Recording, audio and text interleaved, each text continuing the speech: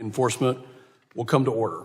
The purpose of this hearing is to allow members to examine the travel patterns of individuals linked to foreign terrorist organizations and how these individuals make their way to our nation's borders. I now recognize myself for an opening statement. Good morning and welcome to this joint hearing. It's no secret that our nation is in the midst of a dire crisis at our nation's borders. Over the last 4 years, a record number of migrants from across the globe have descended on our borders and created security challenges our nation has never experienced. Specifically, border encounters in the Biden administration have surpassed 10.1 million illegal aliens encountered nationwide, with over 8.2 million encountered along the southwest border. These are only the number of individuals encountered at one of our borders. Experts estimate that nearly 2 million individuals have evaded arrest by CBP officials and are known to be gotaways.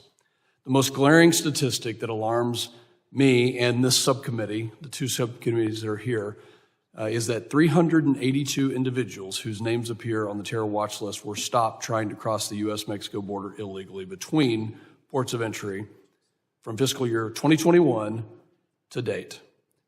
This is compared to the 11 individuals apprehended between 2017 and 2020. 11. If we know that nearly 2 million individuals are considered gotaways, how many of these individuals also appear on the terror watch list? We're not only discussing and debating this issue here at home. In March, I led a bipartisan congressional delegation trip to North Africa and Middle East. We heard from a variety of our foreign partners and entities within the United States government on this topic. One issue that alarmed all of us on this trip was the nature in which foreign terrorist networks are utilizing criminal smuggling networks to help facilitate their travel from the Middle East and Central Asia to the Western Hemisphere. These elaborate smuggling operations are utilizing both commercial and private means to coordinate this travel. This smuggling network was also highlighted in Director Wray's testimony during the Senate Intelligence Committee's annual Worldwide Threats Assessment hearing. Specifically, he stated, and I quote, "There is a particular network where some of the overseas facilitators of the smuggling network have ISIS ties that we're very concerned about, and that we've been spending an enormous amount of time with our partners to investigate," end quote. His acknowledgement of this threat shows the gravity and seriousness of the threat, which is why we are here today. Today's hearing will examine irregular migration trends and the travel patterns that have been utilized by individuals who appear on the terror watch list. Initially, we requested the Department of Homeland Security to participate in today's conversation, but our requests were rejected by the department.